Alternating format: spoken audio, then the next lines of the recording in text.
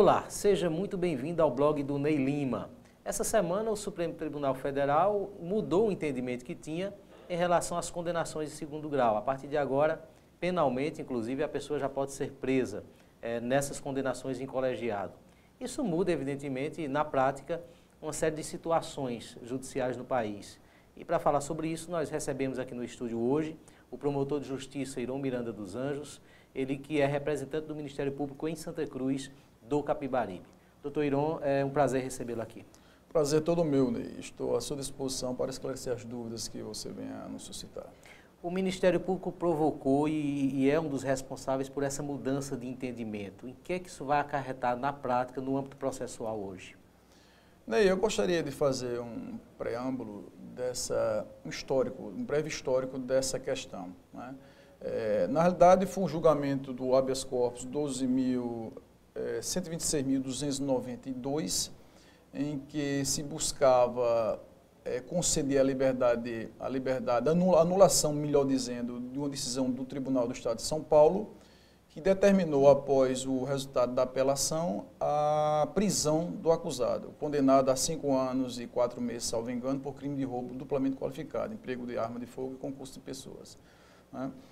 Então, esse julgamento, feito no dia 17 de fevereiro recentemente, o ministro Teori Zavascki foi extremamente feliz quando disse, parafraseando, inclusive, fora parafraseado pelo procurador Rodrigo Janot, foi um momento histórico na democracia brasileira. Na democracia brasileira, sim, mas não no sentido pejorativo, mas no sentido benéfico, né? Normalmente os recursos são feitos com dois efeitos, o efeito suspensivo e o efeito devolutivo.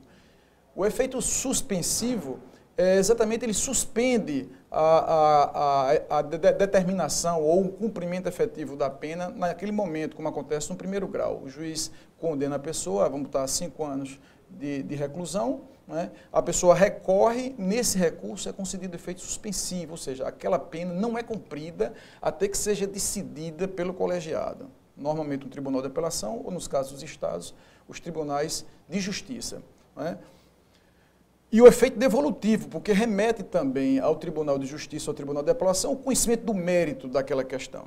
Então o que aconteceu nesse caso foi exatamente isso. Buscava-se, no julgamento desse habeas corpus, anular a decisão do Tribunal de Justiça do Estado de São Paulo, que não concedeu, no recurso feito pelo réu, o efeito suspensivo, mas apenas o efeito devolutivo, ou seja, remeteu para o STJ e posteriormente, através de um recurso extraordinário para o STF, apenas no seu efeito devolutivo e não suspensivo.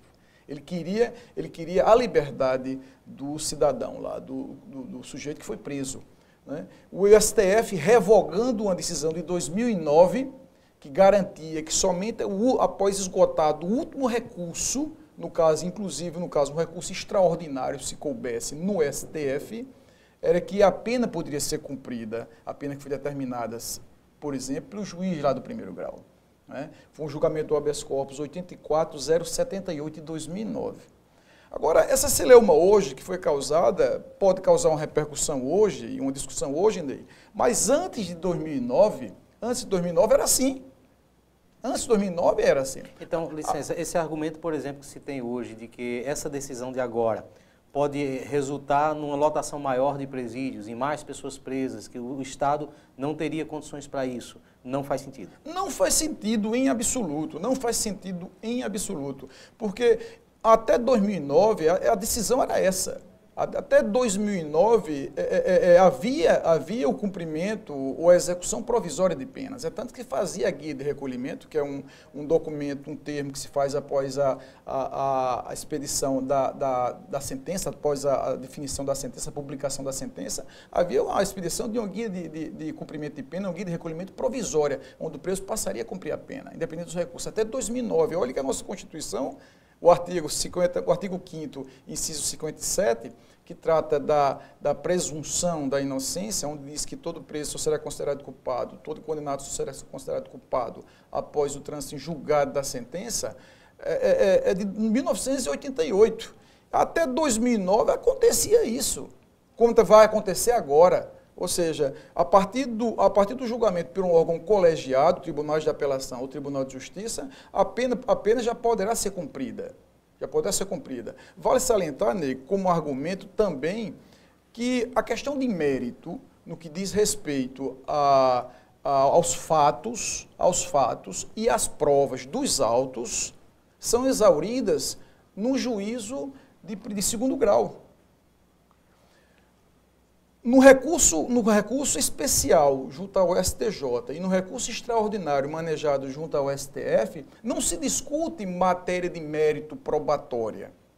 Não se discute. São discutidas questões relativas à legalidade, se foi observado algumas leis específicas, federais ou estaduais, em especial federal, no que diz respeito ao recurso especial ao STJ, ou à Constituição, no que diz respeito ao recurso extraordinário junto ao STF. Mas na prática isso acontece? Não acontece. Acontece, com certeza, é assim que acontece. No recurso especial e no recurso extraordinário, não se discute em matéria de mérito no que diz respeito à prova. A prova que consta dos autos. Não se discute. Não se discute. Discute questões relativas a leis específicas, da aplicação, da homogeneização, da uniformização da jurisprudência no que diz respeito aos recursos manejados junto ao STJ e do ferimento da Constituição no que diz respeito aos recursos extraordinários. Né? Então, por conta disso, foi que o ministro Teori Zavascki, acompanhado por diversos outros ministros, Dias Toffoli, Gilmar Mendes, dentre outros, ao contrário do Lewandowski, por exemplo, entenderam dessa forma e revogaram essa decisão anterior. Na realidade, não nos representa, ao nosso ver, inclusive relatando o que foi dito pelo ministro Teori Zavascki, trata-se de uma busca de equilíbrio entre o princípio da presunção de inocência e a efetividade da prestação jurisdicional, não é? Que busca exatamente diminuir e afastar a impunidade desse país. Você veja, só para título de exemplo, Ney, a quantidade de recursos extraordinários e especiais é mínima quando se trata de réus de menor poder aquisitivo. Por que é que se busca tanto hoje, busca essa celeuma maior, essa gritaria maior, essa discussão maior no que diz respeito a essa busca de garantir essa cascata infindável de recursos que tinha até o STF.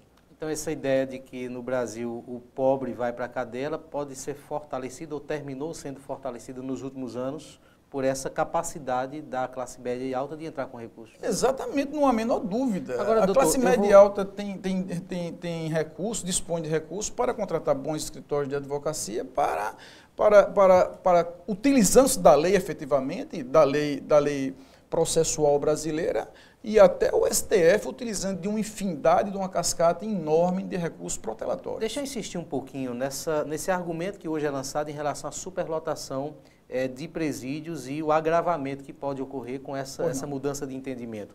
A realidade há 15 anos atrás, em 2009, comparado com agora, acredito que era outra. Será que hoje nós não temos uma situação carcerária pior no Brasil? E eu pergunto, por exemplo, especificamente na sua área de atuação, no âmbito dos processos que o senhor representa no Ministério Público. Há casos hoje em que o senhor pode pedir condenação que antes o senhor via que não seria o caso, que pode resultar em prisão de fato a partir desse novo entendimento? Não. A prática processual hoje de todo o Ministério Público continua sendo a mesma. Não é? O que houve, no meu entender, foi concedida uma efetividade na prestação jurisdicional para tentar frear a impunidade que causava a interpretação até então tida pelo STF, que com essa repercussão geral que essa decisão causa, visa acabar isso daí. Agora, essa questão da superlotação, Ney, é algo que embora seja discutido, deva ser discutido, deva ser efetivamente considerado pelo poder administrativo, os executivos estaduais e federais, é algo que não se deve se sobrepor essa decisão ou essa preocupação com a efetividade da lei, com a impunidade. Então eu vou deixar de prender porque vai superlotar, eu vou deixar um criminoso condenado por um crime hediondo, solto porque porque ele pode manejar recursos e a cadeia está cheia demais e não posso colocar esse sujeito lá. Né? Então, essa questão administrativa, o Estado deve buscar ferramentas que visem minimizar essa superlotação. O Ministério Público não está, evidentemente, buscando ficar cego à realidade carcerária brasileira. Muito pelo contrário, é uma preocupação grande, a gente sabe a violação dos direitos humanos dos presos, a situação carcerária caótica do Brasil hoje. Agora, nos preocupa muito também o agravamento da impunidade. A utilização de recursos protelatórios, onde os criminosos que detêm alto poder aquisitivo, veja-se ali os grandes traficantes de drogas e outros indivíduos que detêm poder econômico considerável, utiliza-se desses mecanismos legais até então, de recursos infinitos até o STF e prolongam essa impunidade. Não é? Hoje, aproveitando o momento da Operação Lava Jato, talvez por esse momento, mas, sobretudo, visando, acredito, o Ministério Público em cessar essa impunidade, o STF teve a felicidade de rever essa decisão de 2009. Deixa eu tocar agora num aspecto à parte, né, dentro desse assunto, mas falar um pouco sobre questões eleitorais e os efeitos. Pois não. A lei do ficha limpa, na sua essência, quando foi criada, ela previa que a pessoa com uma decisão, uma condenação por colegiado, em segunda instância, já ficaria inelegível, né? já perderia o direito, já teria a inelegibilidade consumada. Perfeito. Só que na prática isso não acontece. Por que não acontece? Gostaria que o senhor explicasse. E se é possível ter agora um novo entendimento com base no que está acontecendo a partir desse novo entendimento do STF. Olha, a lei da ficha limpa, a partir de 2010, seguia basicamente esse mesmo conceito hoje extraído dessa decisão do STF. A partir de uma decisão de um órgão colegiado, um Tribunal Regional Eleitoral, por exemplo, os prefeitos, os agentes políticos que eram cassados, tinham registro de cassação, o afastamento do cargo dele, ou a perda do mandato eletivo efetivamente, decidido por um órgão colegiado, no caso do TRE, eram afastados imediatamente, independente de um eventual recurso que ele viesse a ajuizar junto ao TSE, por exemplo. Não é? Agora, com a reforma eleitoral, uma mini-reforma eleitoral que houve recentemente, foi incluído um parágrafo 2º no artigo 257, que trata dos recursos, que basicamente fez com que perdesse a eficácia da lei da ficha limpa, porque ela trouxe de bom nesse aspecto no que diz respeito aos recursos. Porque ela reverte, na contramão dessa decisão do STF agora, ela disse que a cassação do registro, o afastamento titular ou a perda do mandato eletivo só será recebido, esse recurso será recebido pelo tribunal competente, provavelmente o TSE, no caso, para ser mais específico, com efeito suspensivo. Ou seja, mudou o texto original da lei da ficha limpa, que determinava o afastamento do titular após a decisão do TRE, não é? E disse que agora tem esse efeito suspensivo, ou seja, essa cassação, digamos assim, essa cassação, para um caso mais específico, ficará suspensa até uma decisão final no TSE. Não é? Quer dizer, está na contramão, está se chocando com essa decisão atual, recente, de 17 a 2 dias, do STF. Eu quero acreditar, esse que vamos buscar nós no Ministério Público daqui para frente, é reverter essa decisão. Partindo do mesmo princípio. Partindo do mesmo princípio. Ora, se na esfera criminal, se no âmbito criminal, o indivíduo que é processado já passa a cumprir provisoriamente, digamos assim, essa pena, a partir de uma decisão do colegiado, quando é julgado o mérito da prova constituída no arcabouço probatório, por que no âmbito eleitoral o agente político que seja condenado só vai sofrer os efeitos daquela condenação depois que transitar em julgado lá no TSE, por exemplo? Há uma contradição nessas decisões que eu acredito que o tempo deverá se encarregar através de uma certa pressão ou de uma pressão efetiva que a sociedade venha a fazer, como está acontecendo atualmente, e na mudança dessa decisão que foi feita pelo artigo 2º, no artigo 257 da lei eleitoral. Doutor Iron, muito obrigado pela presença aqui no estúdio. Esse assunto, evidentemente, ele domina hoje a pauta nacional e é importante que as pessoas tenham conhecimento realmente do que muda, principalmente nesse âmbito penal com esse novo entendimento. Foi importante sua presença aqui.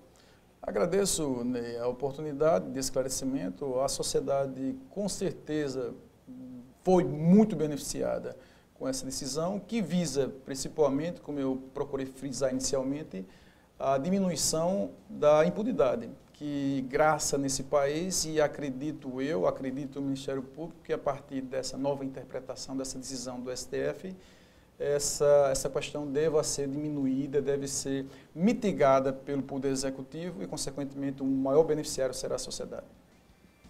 Outras entrevistas como essa você acompanha no blog do neylima.com.br.